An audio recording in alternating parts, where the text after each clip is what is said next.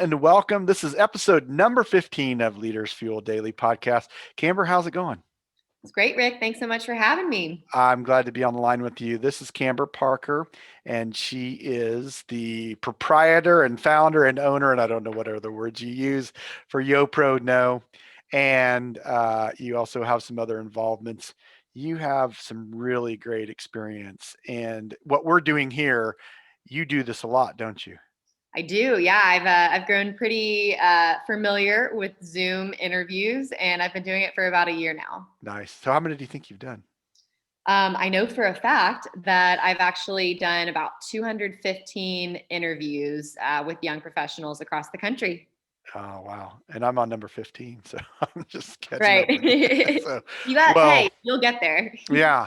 Well, okay. So I know you have some great things to share. We're going to talk a little bit about generational stuff as we go along, but what I'd love to hear about first is just kind of your entrepreneurial journey and how did you get to start YoPro Know? And so just talk about that.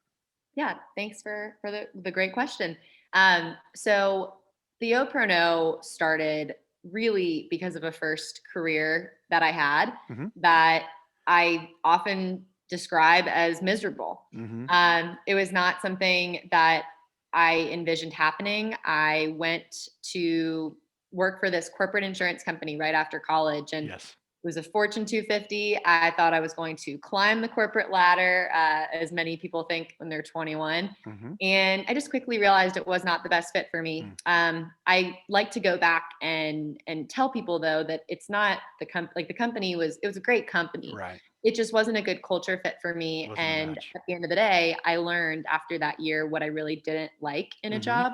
Hmm. But in my time there, I was a very prideful person, still am, and didn't really want to tell people what I was going through. And Right. so naturally, I turned to the internet Hmm. and couldn't really find what I was looking for. Now I know what that was. I was Hmm. looking for just vulnerable stories, people really sharing their paths, what they Yeah. were doing. I've Yeah, always for been sure. really interested in finding how people got to where they are. Hmm. And so that was how the YoPro Know started. I started by taking somebody who I knew in his 30s to a cup of coffee and started recording what he told me. And he was nice enough to let me do that. But that's how it all started. And it turned into a blog. Hmm. And over the last 3 years that I've been interviewing people, the content has been overlapping. There's a lot of takeaways from young professionals, Sure.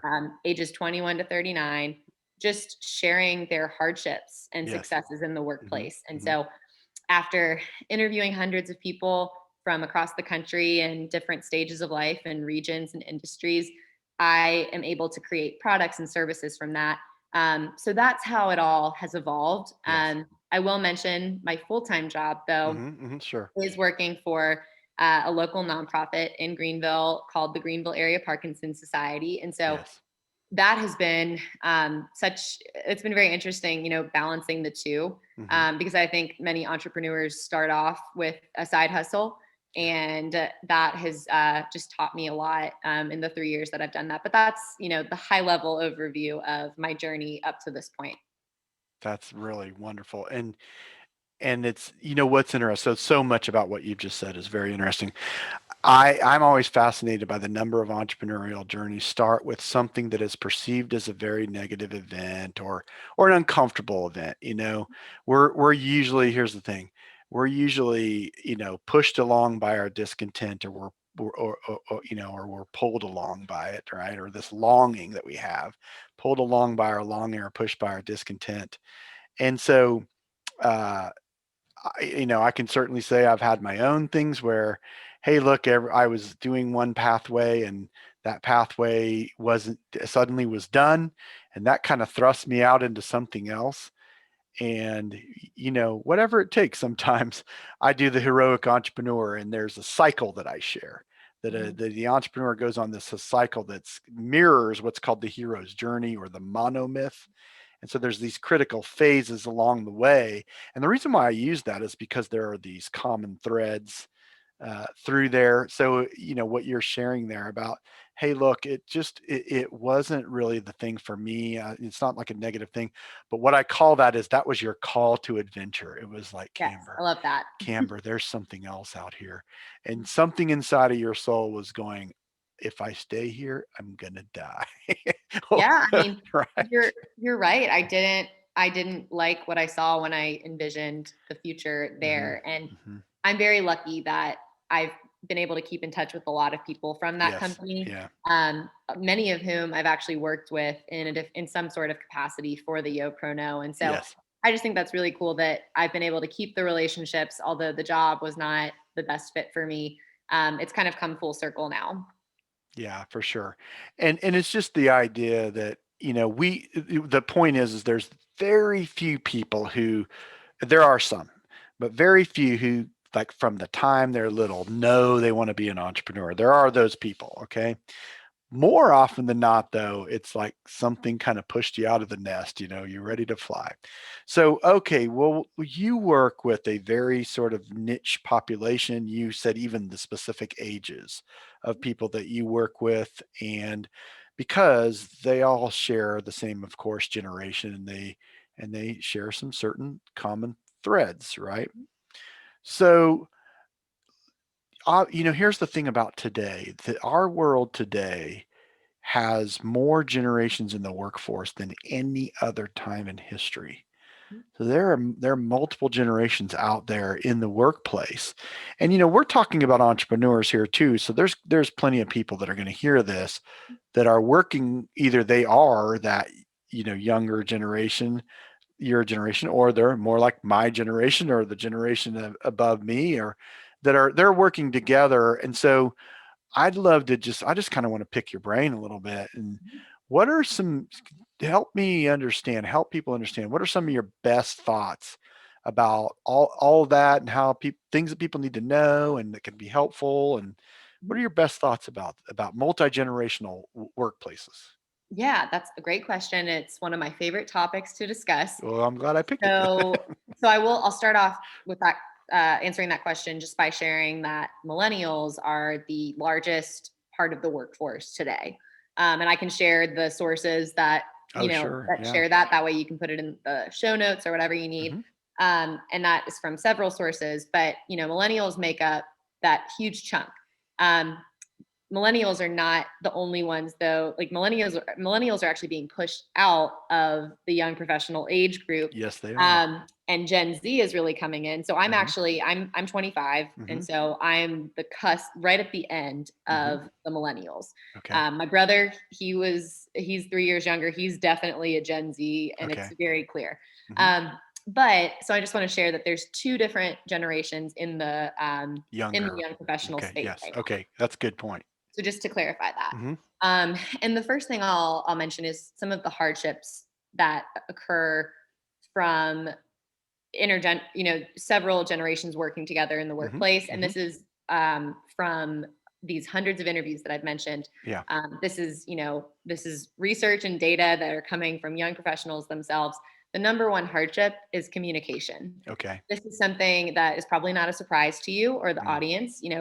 Communicating with people your own age can be difficult sometimes. absolutely. But I'm sure you've heard people thinking of millennials coming into the workplace, or Gen Z coming into the workplace like we're lazy, we're entitled, we're the trophy generation Hmm. who, we just get a participation trophy Hmm. and, way to go. Like that, now Hmm. you're on your way. Yes. Um, that was certainly something that I felt a lot of when I went into my first job. Hmm. My direct boss was in her 50s. She had just become a director, and I was this 21-year-old coming Mm, in, trying to, make it a little bit sooner than that. yes. I probably wouldn't like that very much either. And so from the start, our communication lines were not great. Hmm. This is something that's happened, and I've heard several other young professionals talk about. I think something that I like to help people with in my consulting work is, all right, let's start by acknowledging this from the start. So before you get into this role and Hmm. you understand how to set expectations up front, So that, Rick, if you and I start working together, Hmm. we kind of eliminate the opportunity for miscommunication to come into play. That's a great thing. So communication is the first piece that I Okay. think you Okay. see a lot of between not just our generations, but like you said, the generation above you. So that's something that is really important. Perception is Hmm. another thing. So they kind of go hand in hand, perception and communication. But think of our parents' generation. Hmm. So they would go in, most likely work at a job for 30 plus years, Hmm. and that's just not happening anymore. So people are coming in some of the older generations, and they're seeing these millennials and Gen Zers like, why are they're here for 2 years and then they leave, or Hmm. they're here for Hmm. 90 days and then they leave. Hmm. And so that automatically gives us a bad rep. Yes. And so perception is is huge, and this idea of career is very different. And Hmm. then the third point, and I'll wrap up this section. The Hmm. third point is the idea of what your actual career should be, Okay. and some of the priorities for you. Hmm. Um, your generation is known for being, and I hate saying, your generation, my It's okay. generation, I like it's get it. Yeah. Go possessive, ahead. but your generation, I would say from the research that I've done and that's shared, and again, I can share those sources with you. Hmm. Um, Salary Hmm. was a big piece of Hmm. a reason that you stayed somewhere. Benefits was a Hmm. big reason. That's changing with millennials and Hmm. young professionals as a whole. Hmm. We want companies that are doing good in the community. Yeah. We want flexibility, Hmm. especially in the COVID era where we want the virtual workplace. So we'll sacrifice maybe not making as much money Hmm. as your generation, Hmm. and get to that point eventually if we can have those other things. So those are my 3 points. I could Yeah. probably talk about it all day with you, but do you have any follow up for that? I don't want Yeah, to. I do. I do. So on each one of those really. And it is. So the whole communication thing, there's so many, communication is something we could be talking about for a long time, of course. But I really love what you said, and that is that helping people get set up to understand that there are differences because we may be completely unaware that there is even a difference. And what can end up happening is, like I'm speaking Chinese and you're speaking Japanese, right? Like, okay, they seem similar, but they're not the same language. And Right. I'm saying that I'm speaking whatever my generation is and you're Yeah. speaking whatever your generation. It's almost like a different language in the way that we send out messages and the way that we receive messages. And so, I think generally speaking, there are differences and we do need to understand them, but also I think generally speaking, we get in trouble the more that we create separations that don't really need to be there. Yeah. Meaning that you and I were different, we have differences, but we also have so many similarities. And when we're working at a job, we have the common good of the company in that moment and what the company's values are and stands for.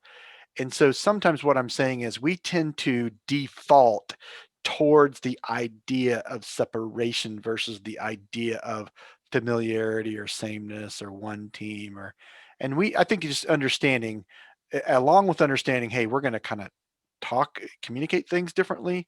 Also understanding like we kind of have this default, like we default to like, oh, that someone's not, I don't perceive someone to be exactly like me. And my default is that's kind of threatening. Yeah, it And is. that's something for us to understand, right? Mhm. About that. It is. And leaders and culture have a lot to do with that too, Mhm, mhm. because it starts with them, I think, in a company culture. If the culture is the opposite of this idea of separation Mhm. and just inclusivity, then I think you're much better off, and you're probably going to be better off, and setting you up for success. Yeah, that's for sure. That's for sure because here's I I don't know if people will receive this or not, but I always think of that thing that says love covers a multitude of sins. And it's the idea that, look, if we just genuinely care about each other and demonstrate love for one another, respect, then even when these differences happen, it's going to cover that, meaning that, hey, if you say something to me in a way that I don't really want to receive it, I don't have to make that like a federal case, right? I I can just understand, Camber talks differently than I do, or she hears differently. It's the same thing of, for example, different personality types and temperaments and love languages and those sort of things. And it's a really a wonderful thing that we're not all the same, Yes. and it can be very helpful. I'm going to posit another idea to you. See what you think about this with your experience, and see if this kind of resonates with you. And I think kind of my generation and those above me. I'm speaking quite generally here, by the way. We grew up in a much more linear way. It's like, I'm going to go to grade school with these people, and then middle school, and then high school. And then more often than not, everyone's going to go off and do their time at college, and they're going to, either come back to the hometown or go to a town, and they're going to more or less stay there. I know in my generation, the nuclear family changed things a little bit. But my point is, it's generally speaking, it's sort of linear, and it probably contributes to, hey, look, I'm going to be loyal to this place, and I'm going to build up and work up the hierarchy. And like the whole goal is to keep on that linear upward path, right? I think that beginning with the millennial generation, there was a shift.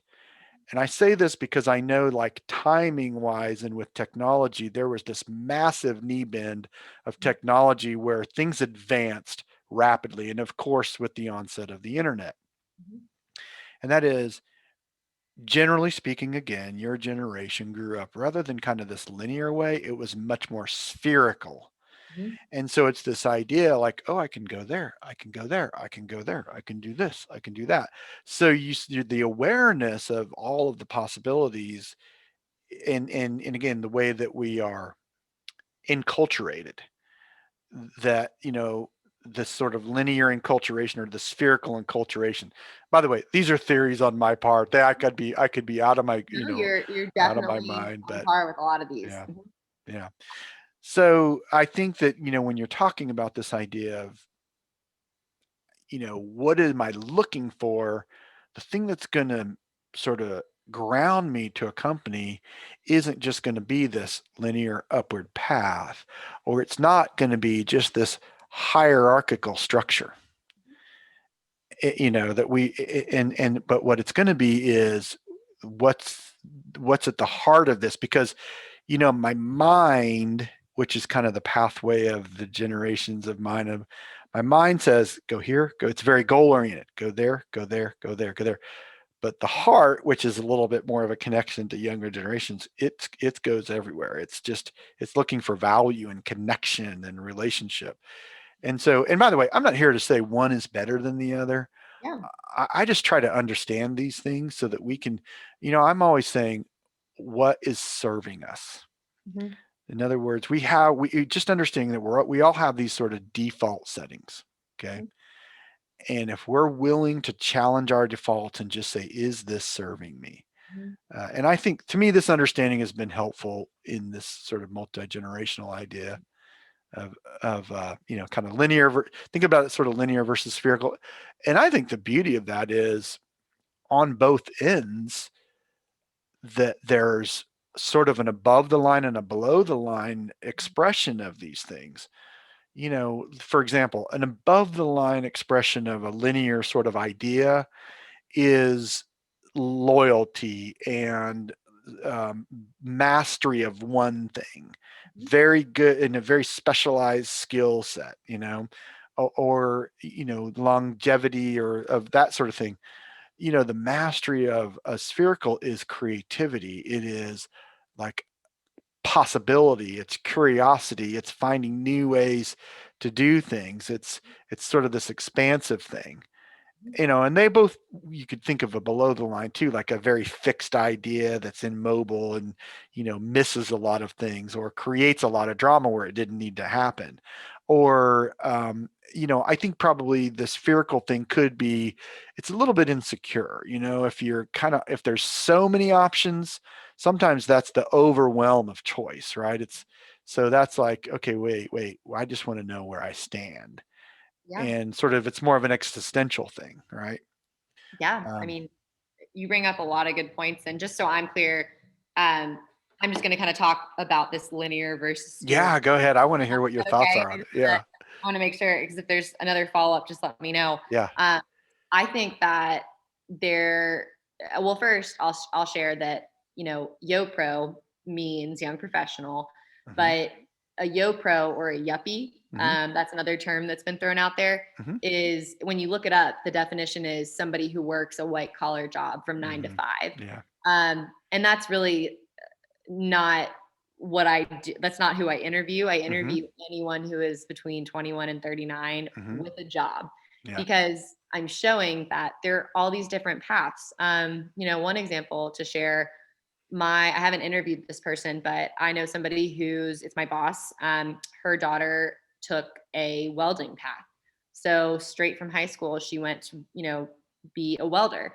And there are, this trade profession that a lot of people in, the linear path that you're talking about, that was never really part of the narrative growing up for me, at Hmm. least. Hmm. That was Hmm. not something that was shared, but now it Hmm. is. This is her daughter is in Gen Z, and that's something I think that these other opportunities are really opening up. Yes. And I actually really like the spherical Hmm. concept. Hmm. um, I think you're spot on when you talk about technology. The gig economy Hmm. has created so many opportunities. Like, I mean, people have several contracting jobs. And I read an article recently about how more people in the millennial space are like, I think they have like up to 5 to 6 1099s Hmm. per, like, I mean, per, their tax files this year. Like Yes. that's like on average, people Hmm. have 5 to 6. That was never common 20 years ago. And it's just, to me, it shows there's so much opportunity. It shows that, again, like you said, we are looking for flexibility. We're also looking for meaning and value, and young professionals are going in different directions to find that than just the linear path. And so that's why you'll start to see these big companies like the Fortune 500s, sure, they'll have their standard jobs, their analyst positions, the finance roles, Hmm. the jobs that need to be done. Right. Like, there will always be young professionals to fit those roles, but Absolutely. it's changing, and they're going to have to really adapt if they want to keep people. Yeah. You see a lot of big companies, they're all switching to remote work Hmm. full time. Yeah. And they're I think if you're a company that doesn't do that, you're going to kind of be in trouble in the next few years. Yeah. I Yeah. hope that answers your question. I think it's great. I love your insight on it too. And just to throw it out there, I've had this conversation with other people for sure, but I really appreciate the points that you're making. And so, for you, it's interesting because you are an entrepreneur right now. Of course, you work with a nonprofit as well, but you're an entrepreneur. You're on an entrepreneurial journey, but by way of interacting with career path people, Yes. right? And so some of them, I'm sure, are entrepreneurial as well. They have to be with the number of, interactions that Yes. you've had. I have interviewed several entrepreneurs. Yeah. But I really want to hear though, okay, exactly what is YoPro Know? You kind of talked about how you got to it, but tell us all about your company and what you do and the services that you provide and maybe where you're going with it too. And I'd love to hear some about that. And what I'm going to do, by the way, if is make a way for people to be able to connect with you because people do need to connect with you. So that'll be included wherever this goes out. So Great. tell us all about YoPro Now. Yeah. So obviously, how it started. Hmm. And from these interviews, like I mentioned earlier, it's developed into products and services, which I've Hmm. been very fortunate. to have such a great support system Hmm. to get me to that point. Yeah. But the YoPro Know, our mission is to maximize young professional careers. Okay. So we are here to help you realize that right career fit Hmm. earlier, sooner rather than later. Hmm. One of my taglines is it's there's nothing wrong with finding out your passion later in life, but what Hmm. if you could figure it out sooner? Yeah, absolutely. And to me, like I've found that. I'm very lucky that I found that with the YoPro Know, but also with the Parkinson Society. I love working for the nonprofit. It really does. It's so fulfilling. And I feel very lucky that I have two things that I'm so why wouldn't I help people get that too? And something I'm always very clear about, this is not me just sharing my advice. This is coming from hundreds of people, Mm. you know, key overlapping data and takeaways. And so I say all of that to just share, that is the goal. That's the core mission is to maximize your Hmm. young professional years. Um, some of the products that we offer, we have our book, which is the Young Professional Guide, 7 Smart Career Decisions to Make Now to Maximize Your Young Professional Years. Hmm. To maximize is that key term there. Again, that's a compilation of all of these interviews talking about 7 hardships and Hmm. turning them into career decisions that you can make now to help your young professional years and really strengthen them now. Yeah. Um, at the same time, simultaneously, we also have our memberships. Okay. So, memberships is diving a little bit deeper. So, the book is really just that's an introduction. Yes. The memberships are where you're going to get that hands on work as you kind of work your way into some of Hmm. the higher memberships. But the memberships range from $2 a month to $10 a month. Hmm. You're getting that. Access to exclusive content, Hmm. professional development training, and Mm. a curated network of hundreds of people across the country. Wow. Um, Another service that I've been offering for some time, but am Hmm. now finally really advertising it Hmm. just based on capacity is Hmm. the school service job consultant work. Okay. So again, using the YoPro Know network to help you develop connections because at the end of the day, it's all about who you know. So if you Hmm. came to me, Rick, you were really looking for the right fit, I would Hmm. help you find the right path to go Hmm. next for your Hmm. career, Hmm. but connect you with people at those companies Yeah, because great. again, based on the network, there are more than 215 people that I can reach out to because I've been fortunate enough to be connected to so many people Mm. that I can help you get your foot in the door. So, Absolutely. so that's the YoPro Know. As far as the vision goes, Hmm. um, my goal is for the YoPro Know to become the central hub for all young professionals everywhere. Nice. I envision this turning into an app one day Hmm. where it's like the LinkedIn for young professionals. Yeah. Um, and so, yeah, if LinkedIn wants to buy the YoPro Know, that would be cool. Um, and I would love to work business to business and Hmm. training companies on how to work with young professionals, but Hmm. also how to working with them to onboard their own young professionals to Right. save millions of dollars because Oh, yeah. retention rates are just really, really low at specific companies because of their Yes. onboarding. Yeah. Yeah. And the amount of money to get a new person versus keeping a person who you already have and working with that person, there's such a huge disparity in those two numbers. Yeah.